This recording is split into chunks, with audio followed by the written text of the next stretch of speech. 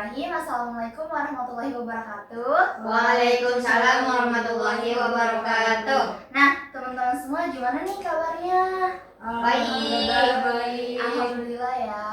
Aku mau ngucapin terima kasih yang sebaik-banyaknya karena teman-teman semua udah mau nyempatin waktunya untuk datang di undangan aku kali ini. Nah, sebelumnya teman-teman udah tahu belum kita di sini mau ngapain? Belum ya. Oke, nanti aku bakal jelasin kita di sini itu akan ngapain. Sebelum itu, aku mau nanya ke teman-teman. Teman-teman sebelumnya udah pada saling kenal belum? Belum ya. Oke, gimana biar kita makin akrab, biar nanti dinamika kita jalan, kita perkenalan dulu ya. Jadi aku punya permainan, perkenalannya itu seperti ini. Perkenalkan, nama aku Alin. Hai Alin, gitu ya. Nah, ayo, mau dari siapa dulu? Dari sini atau dari sini? Dari sana dulu. Dari sini, oke. Kita mulai ya, sama-sama yuk. Siap-siap. 1, 2, 3. Perkenalkan, nama aku Alin. Hai Alin. Perkenalkan, namaku Moza. Hai Moza. Perkenalkan, nama aku Marcel. Hai Marcel. Perkenalkan, nama aku Ara. Hai Ara. Perkenalkan, nama aku Meli. Hai Meli. Perkenalkan, nama aku Ebi. Hai Ebi. Perkenalkan, nama aku Sally. Hai Sally. Hai Sally. Yeay, teman. Sekarang aku mau ngetes teman-teman dulu. Meli, ini siapa? Moza. Moza, ini siapa? Siapa? Ara, betul. Nah, Sally, ini siapa? Ebi. Ebi, ini siapa? Ini Sally. Ya, betul. Nah, Marcel, ini siapa? Meli. Meli, betul. Yeay, oke, nah, jadi teman-teman penasaran nggak sih konseling kelompok itu apa? Iya. Penasaran? Nah, oke. Jadi aku mau jelasin kalau jadi teman-teman, konseling kelompok itu adalah salah satu layanan dalam bimbingan konseling. Nah, kalau teman-teman udah pernah melakukan bimbingan kelompok, maka teman-teman harus tahu apa itu konseling kelompok. Nah, di sini konseling kelompok itu adalah kegiatan secara berkelompok, biasanya itu anggotanya antara 4 sampai 12 orang, yang mana kita akan membahas masalah pribadi, masalah yang ada di dalam pikiran teman-teman, yang ada di hati teman-teman yang terasa mengganjal, baik kejadian di hari ini ataupun kejadian 1 bulan yang lalu, 1 minggu yang lalu gitu. Nah, teman-teman, di dalam konseling kelompok ini akan dipandu oleh saya sendiri, Selvi Marlina atau Alina, yang berperan sebagai ketua kelompok ataupun konselor dalam konseling kita hari ini. Nah, tujuan dari konseling kelompok ini biar teman-teman tahu, yaitu agar anggotanya bisa saling berbagi pengalaman, saling sharing solusi terhadap suatu masalah yang akan kita bahas nanti, dan yang mengemukakan masalahnya tuh biar dapat solusi. Apa nih kira-kira solusi terbaik dari teman-teman semua yang mau saya lakukan untuk menyelesaikan masalah saya. Nah, teman-teman, kan kita nanti akan membahas suatu masalah ya. Nah, masalahnya itu kita akan selesaikan bersama-sama, tapi itu kembali lagi kepada orang yang punya masalah, yang ingin menyelesaikannya. Karena sejatinya setiap orang yang punya masalah itu akan menyelesaikan masalahnya sendiri. Jadi kita hanya bisa membantu untuk mencarikan solusi, dan orang tersebut akan menjalankan solusi dari kita itu kapan, di mana, dan waktunya itu berapa lama kira-kira. Nah, adapun teman-teman, diharapkan teman-teman di sini nantinya saling aktif dalam menyampaikan solusi, menyampaikan pendapat, menyampaikan isi pikiran teman-teman tanpa ada kekerasan, tanpa memojokkan satu sama lain, tanpa penghakiman. Nah, fungsi dari konseling kelompok sendiri yang pertama itu meliputi fungsi preventif. Preventif itu di sini adalah pencegahan, yang mana nanti kan kita akan membahas suatu masalah. Nah, diharapkan masalah itu nantinya tidak akan terjadi ke diri kita. Jadi itu ada di fungsi pertama, yaitu fungsi pencegahan dalam konseling kelompok. Nah, yang kedua sendiri itu ada fungsi pengembangan, yang mana untuk membantu anggota kelompok dalam mengembangkan potensinya mereka. Jadi nanti setelah teman-teman mengemukakan solusi dari suatu permasalahan, nah teman-teman yang lainnya bantu mengembangkan dari solusi-solusi itu, baiknya itu bagaimana. Terus yang ketiga itu ada fungsi kualitatif, yaitu untuk membantu anggota dalam mengatasi masalah yang sedang dihadapi. Nah, nanti kan kita akan membahas suatu masalah persoalan dari diri pribadi nih. Nah, teman-teman gak perlu khawatir karena dalam konseling kelompok ini ditekankan asas kerahasiaan, yang mana segala sesuatu yang kita bicarakan dalam kelompok ini tidak boleh bocor kemanapun. Jadi hanya teman-teman di lingkungan ini saja yang tahu suatu permasalahan itu. Jadi teman-teman diharuskan, diwajibkan untuk menjaga segala hal yang kita perbincangkan dalam kelompok ini. Nah, ada juga asas kesamaan setiap hak. Nah, setiap anggota masing-masing dari kalian memiliki hak yang sama untuk menyampaikan solusinya, menyampaikan isi pikirannya, menyampaikan pendapatnya. Dan adapun asas keterbukaan, yang mana masing-masing dari kalian harus bisa mengemukakan pendapatnya, mengemukakan masalahnya agar kita bisa bantu sama-sama untuk carikan solusinya. Nah, ada juga asas tanggung jawab, yang mana dari masalah-masalah yang akan kita bahas, bagaimana caranya agar teman-teman semua itu memegang teguh permasalahan itu, jangan sampai bocor.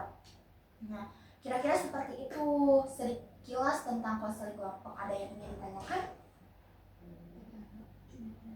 Cukup, Moza? Cukup ya, Ara cukup? Cukup. Oke. Nah, kalau gitu, sebelum kita masuk ke yang lebih lanjut ke dalam intinya, aku mau teman-teman mengucapkan sumpah atau ikrar janji. Jadi nanti ketika aku menyebutkan nama aku, Selvi Marlina, teman-teman juga harus menyebutkan nama teman-teman masing-masing. Jadi ikutin aku dulu. Misal, contoh ya, Bismillahirrahmanirrahim. Ayo. Bismillahirrahmanirrahim. Saya Selvi Marlina. Saya Ya, seperti itu.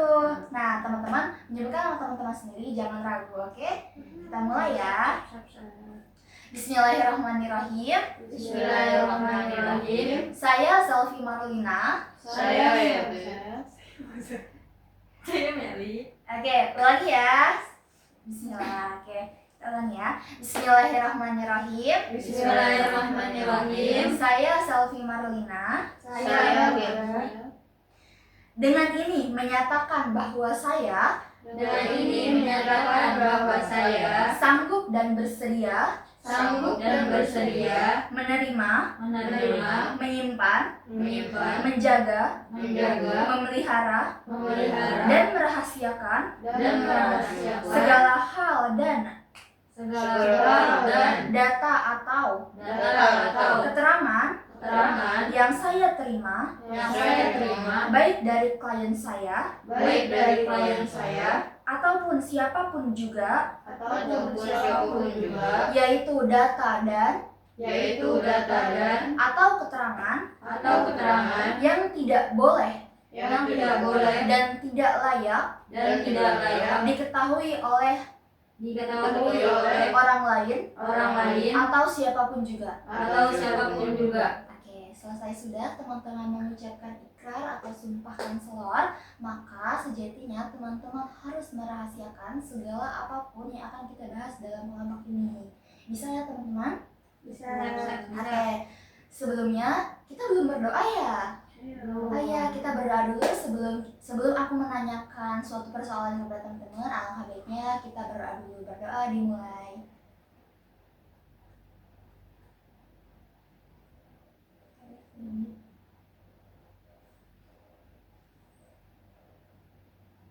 Oke, berdoa selesai. Nah, teman-teman, kira-kira siapa di sini yang perasaannya sedang tidak enak, yang ada sesuatu di pikirannya yang mengganggu, baik suatu masalah yang terjadi di kemarin, 1 minggu setelahnya, ataupun hari ini? Siapa kira-kira yang punya masalah? Ada yang mau mengemukakan masalahnya? Aku Oke, silakan, Sally. sekarang lagi merasa ingin pulang terus hatinya karena aku ini merasa lagi betah di rumah homesick. Oke. Yang lain ada lagi? Gimana? Ada lagi? Ayo, masa cuma Selby doang yang berani? Yang Aku. lainnya. Kamu apa? Ebi? Aku masih belum bisa statistik. Oh, masih belum bisa statistik. Yang lainnya ada lagi? Aku. Oke, Meli. Gak tau ya, aku tuh ngerasa kayak gak pede aja gitu lah. Gak pede dalam hal apa nih, Meli? Ini kayak di sekolah nih, kampus nih. Kan pasti kan dibuka nih sistem diskusi gitu kan. Pasti di situ diminta untuk orang ini berpendapat kan. Tapi kayak kita nih punya pendapat, tapi kayak takut banget gitu tuh Buat pendapat kita. mengemukakannya ya. Iya. Oke, kita ada 3 topik malam ini. Kita ada 3 topik. Yang pertama itu ada dari Sally itu homesick katanya. Yang kedua itu dari Ebi, katanya Ebi tuh belum bisa statistik nih. Nah, terus yang ketiga itu ada dari Meli itu katanya kurang percaya diri dalam mengemukakan pendapatnya di depan orang banyak. Kira-kira dari ketiga masalah ini, mana yang paling harus kita selesaikan terlebih dahulu? Yang tidak percaya diri. Yang tidak percaya diri. Gimana, setuju? Karena mungkin teman-teman di sini mungkin banyak ya yang belum percaya diri, yang kurang percaya diri. Betul. Oke, jadi kita akan membahas itu ya. Ya. Sepakat? Sepakat. Oke, aku tegasin sekali lagi teman-teman. Apapun yang akan kita bicarakan dalam kelompok ini, teman-teman harus merahasiakannya. Sepakat? Sepakat. Oke, boleh dari Meli dulu. Coba tolong diceritakan lebih lanjut. Kenapa nih kira-kira Meli itu bisa kurang percaya diri? Ya gitu, kayak kita kan punya pendapat nih, tapi gak pede aja gitu, takut pendapat yang kita sampaikan gak sesuai sama yang diharapkan sama teman-teman gitu tuh. Oke. Pasti kan semua orang itu punya pendapat, tapi ya gitu lah, takut pendapat kita tuh gak dipakai. Sih. Nah, kalau dari teman-teman sendiri gimana nih? Menurut teman-teman si Mel ini harus bagaimana? Adakah yang bisa membantu kira-kira? Menurut Moza, Mel ini harus seperti apa biar Mel itu bisa percaya diri gitu?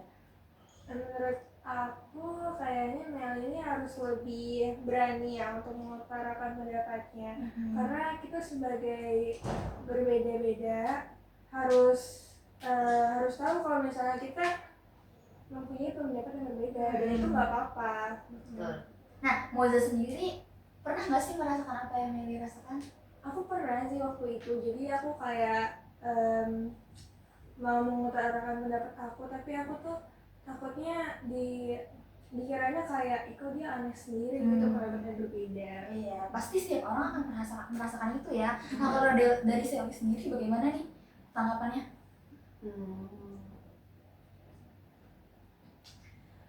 Mungkin sama kayak Moza, kurang lebih kayak kurang berani untuk mengutarakan isi pendapatnya karena mungkin takut berbeda dengan teman-temannya yang tidak sesuai dengan ekspektasi teman-temannya. Mungkin itu saja. Nah, kalau dari Ebi gimana nih tanggapannya? Oke, kalau menurut aku ya harus berani sih, mau enggak sesuai ekspektasi atau enggak itu belakangan, yang penting berani dulu bicara, berani berpendapat dulu. Nah, kalau dari aku sendiri sih, biar kita berani, kita tuh, apalagi tadi yang Meli bilang kalau Meli itu kayak kurang percaya diri kalau mau menambahkan pertanyaan dalam diskusi atau mau bertanya. Jadi kuncinya satu, Meli, kalau dari aku, sebelum kita menambahkan, kita harus tahu dulu apa nih yang mau kita tambahkan, apa nih yang mau kita sampaikan kepada teman-teman. Terkadang kita tuh nggak pede atau nggak berani karena kita tuh masih belum paham, masih belum tahu nih apa sih yang mau gue omongin di depan teman-teman gue, apa sih yang mau gue utarain. Nah itu kadang tuh kita tuh masih terpatok sama apa yang materi kita dapat di handphone, tapi tidak nyangkut di kepala kita gitu. Jadi terkadang boleh saja kita mencari jawaban-jawaban di internet, tapi kita bisa mengemas lagi nih bahasa-bahasa tersebut jadi bahasa kita sehari-hari yang mudah dipahami oleh diri kita sendiri dan teman-teman kita sendiri gitu. Nah, terus ada lagi nggak yang bikin kamu nggak pede? Mungkin dari pengalaman masa lalu, mungkin kamu pernah diapain gitu sehingga kamu tuh nggak berani buat menyampaikan pendapat itu. Nggak ada, Cuman nggak berani aja ya, nggak pede ya. Nah, mulai sekarang kamu harus pede, harus berani. Jangan takut sama siapapun karena semua orang sama-sama makan nasi. Iya. Kamu apa yang kamu takutin? Kalau kamu kadang tuh kita harus merasa kalau kita nih lebih unggul daripada orang lain gitu. Biar kita tuh pede. Jangan mau kamu di bawah orang lain. Kamu tuh harus punya pikiran kayak, duh gue nih nggak boleh di bawah orang lain, gue nih nggak boleh kalah. Tapi kita juga nggak boleh serakah. Kita juga harus tahu batasan, harus tahu porsinya masing-masing, harus tahu tupoksinya masing-masing. Jadi menurut aku itu kamu harus cari temen yang benar-benar support kamu, benar-benar kayak ayo kamu tuh bisa, jangan malah cari temen yang udah ini diem aja udah dia aja. Kalau kamu cari temen kayak gitu kapan kamu mau maju? Iya. Kamu harus yang pertama dari itu lingkungan pertemanan kamu, dari circle kelas kamu harus punya teman-teman deket yang suportif sama kamu, yang sama-sama mau maju, bukan yang gua aja lu nggak boleh gitu. Iya itu nggak boleh. Terus dari Moza apalagi kira-kira? Ya dari tadi ngomong tentang lingkungan ya. Ya itu makanya kita tuh penting untuk memilih lingkungan sama memilih teman. Kan ada aja yang dimana temannya tuh mempunyai kebiasaan buruk, dan dimana kita merasa ngapain kita harus lagi, ngapain kita harus nanya-nanya gitu kan. Ya jadi itu mempengaruhi diri kita yang sebenarnya mau produktif jadi nggak produktif. Betul banget, betul. Moza sendiri kira-kira punya nggak sih pengalaman seperti itu? Mungkin boleh di-sharing ke teman-temannya biar teman-temannya tahu. Sejauh ini sebenarnya nggak ada ya. Karena aku punya prinsip yang dimana kalau misalnya kegiatan aku ini kayak gini, berarti aku harus ngelakuin kayak gini, walaupun aku di sekitar orang-orang baru gitu. Jadi gak ada yang namanya gak enakan. Sama seperti ini ya. Ini kita sini orang baru, tapi Moza keren banget, udah mau mengemukakan pendapatnya. Tepuk tangan buat Moza. Nah, berarti lingkungan Moza di dunia perkuliahan, di rumah itu cukup suportif ya, cukup mendukung Moza untuk maju ya. Ya, alhamdulillah support. Nah, kalau dari Ebi sendiri bagaimana nih? Kira-kira Ebi kalau di kelas tuh sudah berani atau belum? Terus solusinya kira-kira apa? Aku kadang berani, kadang enggak sih. Kenapa? Kalau berani itu ya kayak yang Alin bilang itu, kita udah tahu dulu informasi gitu. Jadi kalau mau mengemukakan itu gampang ya. Terus kalau nggak beraninya itu ya dari sebaliknya itu. Tapi ya balik lagi harus berani dulu aja. Yang penting berani ngomong dulu. Urusan kita mau disukain atau nggak disukain itu urusan belakangan. Yang penting dosen nih notice kita nih, oh ternyata anak ini sudah bertanya, anak ini sudah menjawab, sudah menambahkan gitu. Tuh minimal dalam satu mata kuliah itu kamu ada 3 atau 2 kali lah maksimal. Ya 3 lah gitu. Jadi kayak 2 pertanyaan, 1 menambahkan, atau lebih banyak lebih baik gitu. Jadi kalau misalkan kamu nggak kebagian buat bertanya, diusahakan kamu bisa menambahkan. Jadi kamu calling aja sama teman kamu, kan hari ini kamu yang nanya nih, kebagian nanya apa pertanyaan kamu, coba share ke aku biar aku cari jawabannya juga, biar aku bisa menambahkan. Mungkin kayak gitu bisa diakalin. Jadi jangan terpatok, duh gue nggak dapet pertanyaan, nggak bisa nanya, nggak kebagian. Tapi harus diganti mindsetnya. Oh gue nggak kebagian buat tanya nih, berarti gue harus nambahin gitu. Kadang kan menurutku sendiri, kalau kita menambahkan itu peluangnya lebih besar daripada kita bertanya, betul nggak sih? Kadang tuh yang menambahkan sedikit kan daripada bertanya. Jadi kadang aku juga kalau di kelas tuh kalau nggak kebagian untuk bertanya, aku menambahkan gitu. Atau enggak diselang-seling gini, misal ada 2 kelompok nih yang maju. Nah di kelompok pertama kamu bertanya, di kelompok 2 kamu menambahkan, tapi usahakan menambahkannya itu di pertanyaan yang terakhir. Jadi biar nggak kelihatan kalau kamu ini menonjol banget gitu. Sebenarnya bagus kelihatan menonjol, tapi kan terkadang ada aja nih teman-teman kita yang nggak suka gitu. Jadi gimana cara kita buat ngakalin aja sih gitu. Nah ada lagi mungkin dari teman-teman? Dari Sally sendiri gimana, mungkin di kelas Sally itu bagaimana? Apakah sama kayak Meli atau malah justru kayak Moza nih yang keren banget? Kalau Sally di kelas ya tergantung materinya. Kalau emang sebisa masuk ke otak gitu dan Sally agak paham, terus nanti yang mereka yang diomongin lebih dalam lagi nih yang mereka tuh belum menyampaikan ke teman-teman, nanti Sally tanya tentang ini gitu. Berarti kalau Sally sendiri di kelas itu lebih sering menambahkan atau bertanya? Bertanya. Bertanya. Kalau Moza di kelas lebih sering bertanya atau menambahkan? Bertanya juga. Bertanya. Kalau Ebi? Lebih banyak bertanya. Bertanya. Nah, kalau Meli sendiri, kalau di kelas kamu itu lebih sering bertanya atau menambahkan? Iya, nambahin sih, nambahin pertanyaan dulu aja. Nah, itu bagus. Kamu sudah berani menambahkan, kamu Iya, sudah tapi berani kayak gitu, lagi kayak nih, grogi ya. masih pertanyaan, tapi menurut kita kayak ini pertanyaan itu masuk akal nggak sih? Iya, Gitu. kadang aku juga Iya. nanya. Kadang teman-teman di kelas juga pada nanya, masuk nggak sih pertanyaan, masuk nggak sih? Emang kadang itu hal wajar.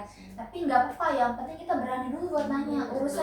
Urusan masuk atau nggak masuk, yang penting kita sudah bertanya. Itu kan kembali lagi kepada kelompok yang presentasinya, bisa atau tidak menjawab pertanyaan kita. Iya. Gitu. Nah, kalau di kelas Meli itu bagaimana? Lingkungan pertemanannya oke, atau malah yang justru udah diem aja kita mah gitu? Enggak sih, juga kayak ya udah belum, kalau mau nanya aja gitu. Jadi kayak ya udah. Jadi teman-temannya cukup suportif ya. Jadi nggak yang saling iri-irian gitu ya. Jadi sama-sama saling mendukung.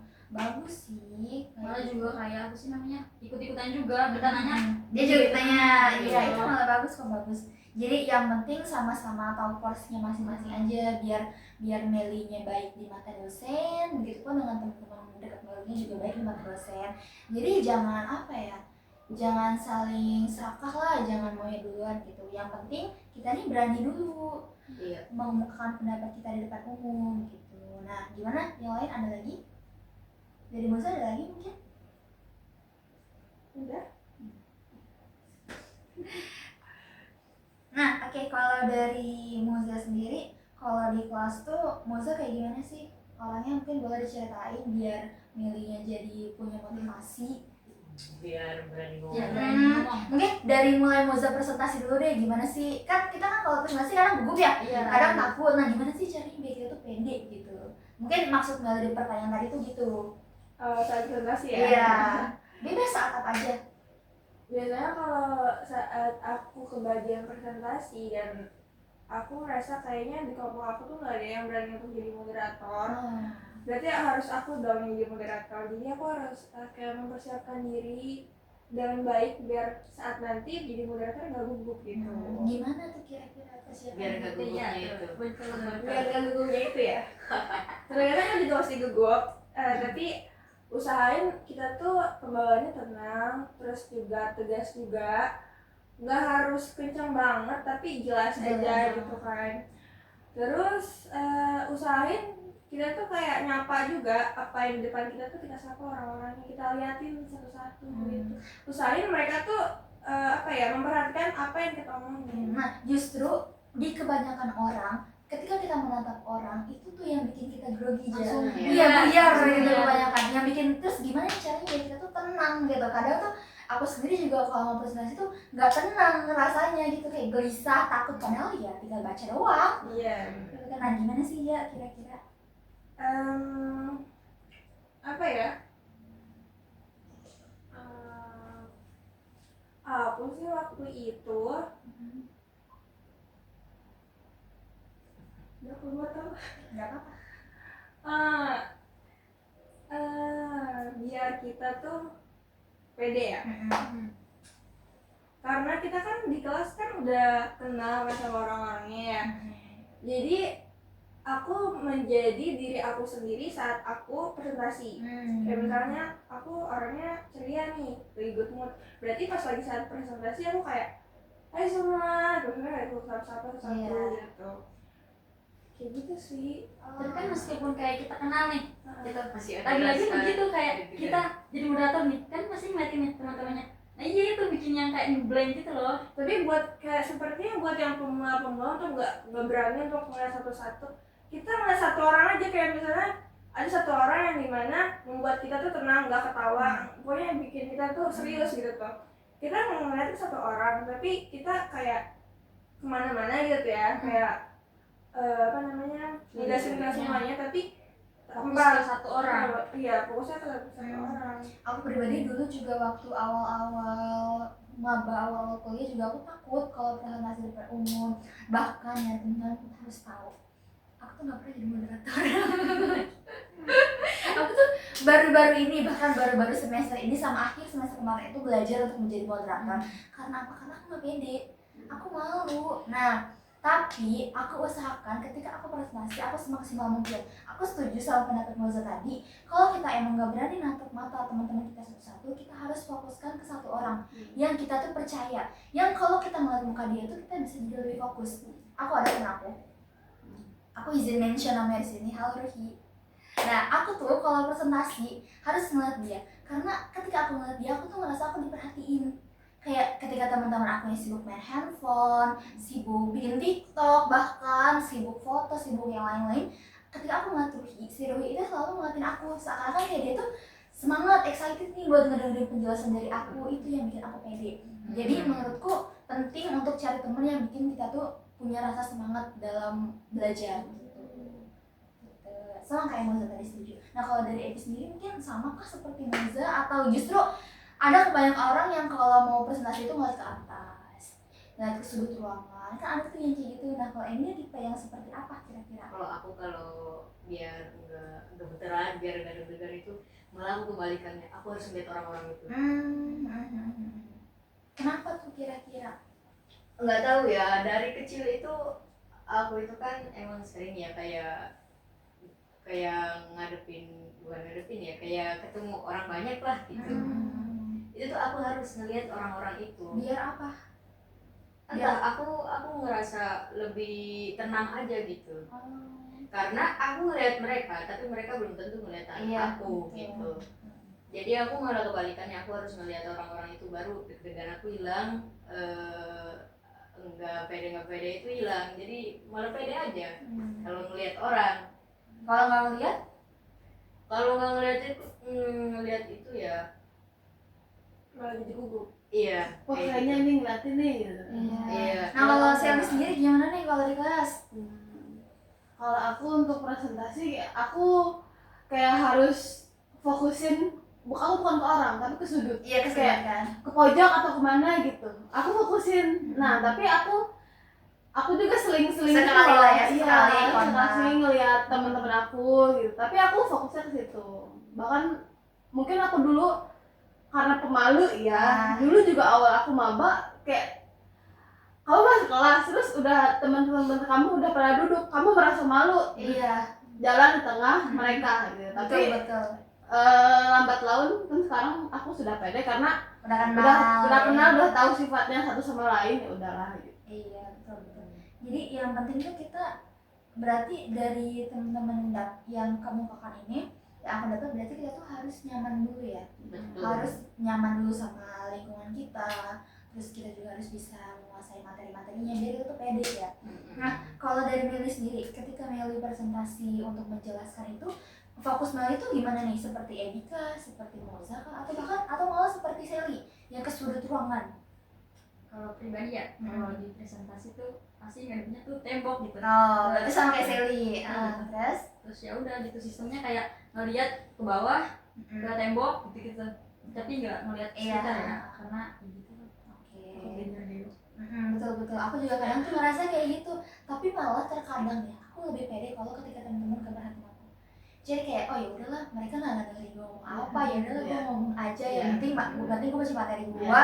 Setelah mereka mau denger atau enggak gitu. Kadang aku lebih pede ketika teman-teman aku tuh kayak gitu, malah pada fokus sendiri. Jadi aku bisa dengan lancar nih mengemukakan materi aku gitu, nggak harus nunggu teman-teman fokus ke aku, karena malah bikin grogi justru. Kayak kita tuh, aduh gue jadi center nih di kelas gue, aduh gue grogi banget, nggak pede karena jarang kan kita melakukan itu. Bahkan di sekolah pun belum pernah aku kayak gitu, baru di sekolah kuliah ini sering maju ke depan, sering bertanya, sering menambahkan, karena di kuliah ini kan waktu sekolah tuh di aku nggak ada kak, justru di sekolah aku. Mungkin di sekolah teman-teman dulu pernah kah presentasi maju ke depan gitu? Sekolah aku pernah, Oh soalnya iya. sistem pengajarannya tuh gurunya bilang kalian nanti di perkuliahan bakal ada presentasi. Jadi kalian harus udah bisa untuk presentasi, harus bisa kayak public speaking gitu. Oh berarti bagus Moza, karena dari sekolahnya sudah diajarkan Iya. untuk hal-hal seperti itu. Nah, kalau dari Meli sendiri waktu sekolah Atau sewaktu sekolah itu sudah mulai presentasi atau belum? Belum sih. Belum ya, aku juga belum sebenarnya. Jadi aku kaget waktu kuliah tuh sebenarnya, sama shock juga, nggak pede juga sama yang Meli rasakan. Tapi lambat laun karena sudah ngerasa nyaman sama kelasnya, sama teman-teman di sekitarnya, jadi nyaman aja, enjoy aja gitu. Terus juga atau mungkin yang buat Meli nggak pede, Meli pernah kan ditegur dosen atau apa? Iya. Pernah sih. Kalau dari aku, prinsip aku tuh gini, ketika kita ditegur dosen, kita tuh kayak ya udah cuek aja. Toh nanti teman-teman lain juga bakal dapet giliran ditegur gitu loh. Kalau aku pribadi ya, ini pendapat aku. Jadi kayak nggak usah malu, karena ya belajar salah wajar, ditegur Iya. wajar gitu. Jadi kadang tuh aku malah ya kalau presentasi aku tuh pengen ada dosennya gitu. Karena biar aku nih salahnya di mana nih ketika aku presentasi, biar aku tuh bisa memperbaiki di kemudian hari gitu. Biar aku tuh nggak kayak gitu mulu kalau presentasi gitu. Nah, di aku sekarang kalau presentasi itu kita nggak boleh buka handphone.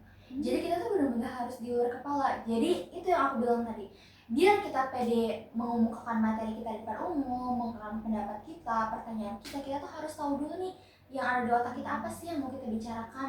Jadi ya itu harus hafal dulu apa yang mau kita bicarakan, apa yang mau kita sampaikan, biar kita nih dengan lugas gitu loh, kayak sebenarnya nggak apa-apa kayak gitu, cuman jangan keseringan gitu, jangan terlalu sering kayak diem apa ya gitu. Terus nah, tips lagi saran lagi dari aku, ketika Meli dan teman-teman yang lainnya di sini termasuk Ara ingin menambahkan, coba menambahkan itu yang masuk ke dalam materinya.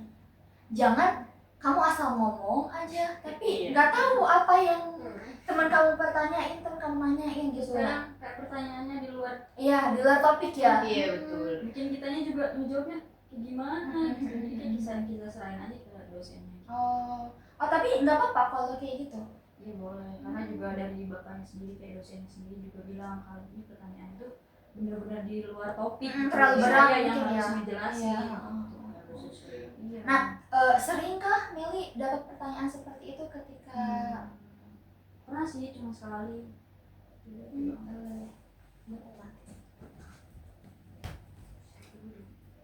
Enggak ya? Enggak.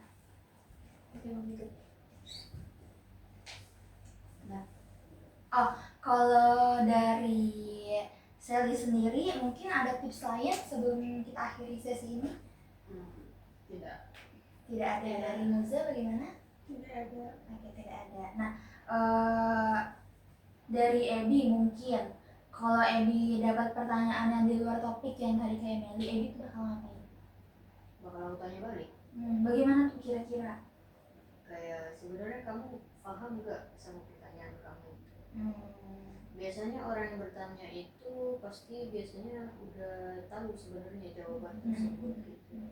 Cuma dia kayak kadang ngetes gitu ya. Kita ya. Nah, aku tanya balik biasanya.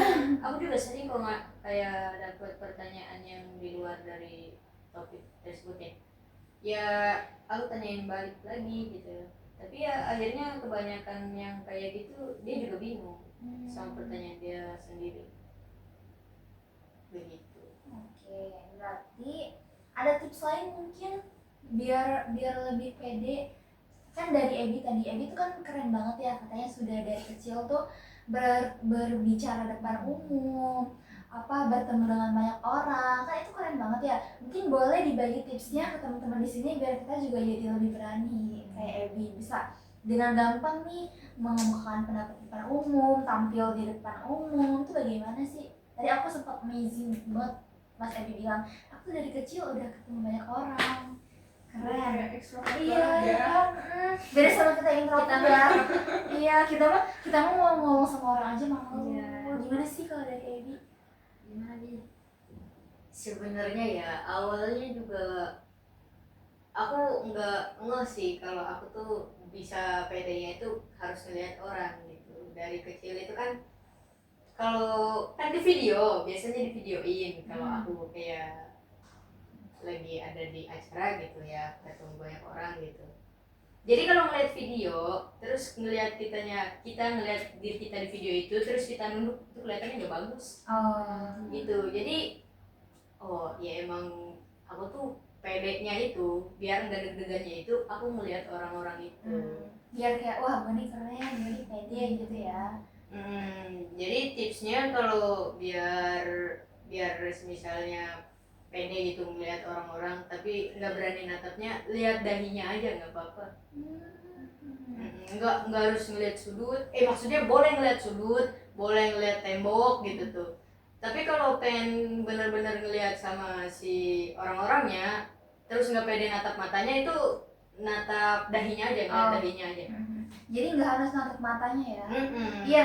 Oke, jadi teman-teman, kata dosen aku, kalau kita mau berbicara dengan orang, kita tuh kalian tahu pas foto yang 3x4 yang hanya dari kepala sampai bahu atas. Nah, kita tuh kalau melihat orang harus sekitaran situ, entah kepalanya, jidatnya, lehernya. Enggak deh, kalau lehernya depan kerudung ya. Sebagai perempuan mungkin nggak boleh. Mungkin bisa bahunya, telinganya, atau mungkin hidungnya bahkan, atau bibirnya. Nah, atau yang dari Ebi tadi, seperti Ebi katanya, Ebi tuh pede kalau dia melihat kening orang. Seperti itu. Nah, kalau dulu teman aku itu kalau ngobrol dia tuh ngeliatin bibirnya. Jadi setiap kita lagi ngomong dia tuh pasti ngeliatin bibirnya. Iya, fokus sih bagus ngeliatin kita, tapi fokusnya dia tuh ke bibirnya. Iya, kayak gitu ya. Aku nggak pede, aku takut kalau aku lagi ngomong muncrat terus dia ngeliat ke aku lah. Nggak pede banget. Tapi temen aku kayak gitu dulu.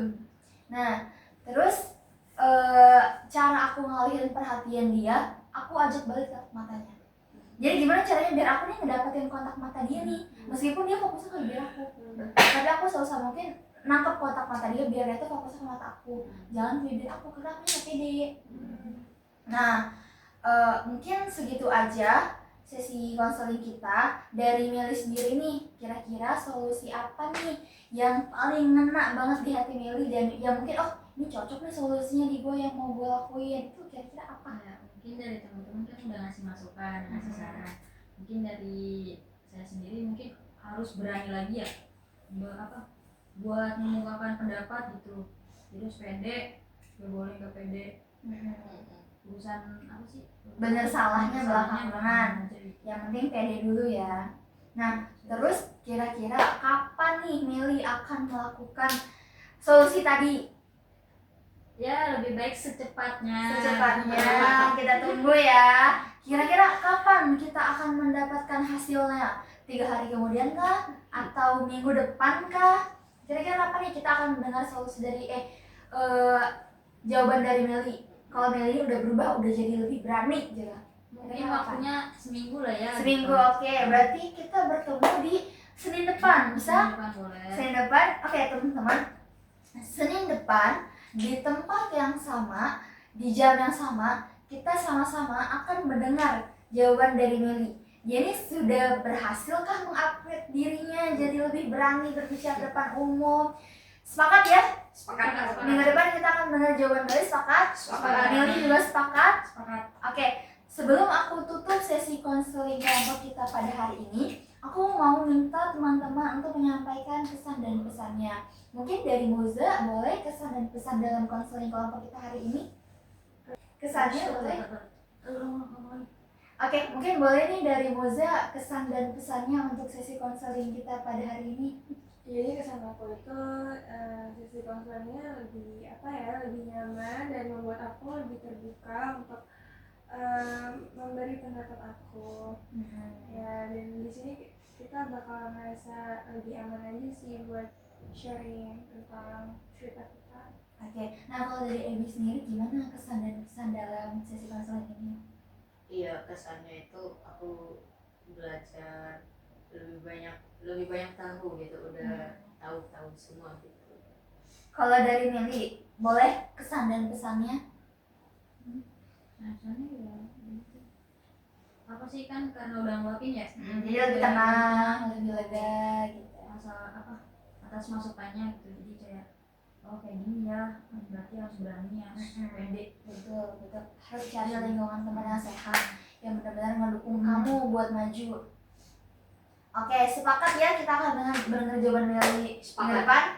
Oke, teman-teman, aku highlight lagi untuk teman-teman semua karena ini kan pembicaraannya dibilang privacy, tidak juga.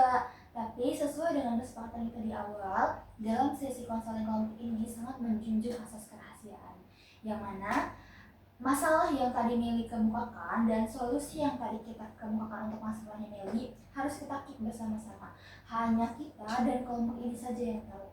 Tidak boleh disebarluaskan kepada siapapun ya. Iya. Paham ya? Paham. Aku percaya sama teman-teman semua bisa menjaga rahasia ini dengan baik karena teman-teman juga tadi sudah mengucapkan ikrar janji yang mana sumpah kepada diri sendiri dan kita semua yang ada di sini untuk tidak membocorkan rahasia apapun.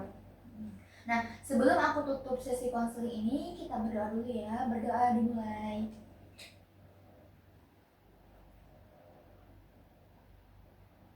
Oke, berdoa selesai, teman-teman. Aku Salvi Marlina sebagai konselor, sebagai pemimpin kelompok dalam konseling ini mengucapkan sangat amat berterima kasih atas partisipasinya karena sudah terima undangan aku untuk datang ke konseling kelompok hari ini. Aku tutup dengan mengucapkan hamdalah, alhamdulillahirobbilalamin. Sekali lagi aku ucapkan terima kasih sebanyak-banyaknya untuk teman-teman semua. Hati-hati pulangnya. Jangan ngebut bawa motornya. Terima kasih dan sampai jumpa. Bye bye.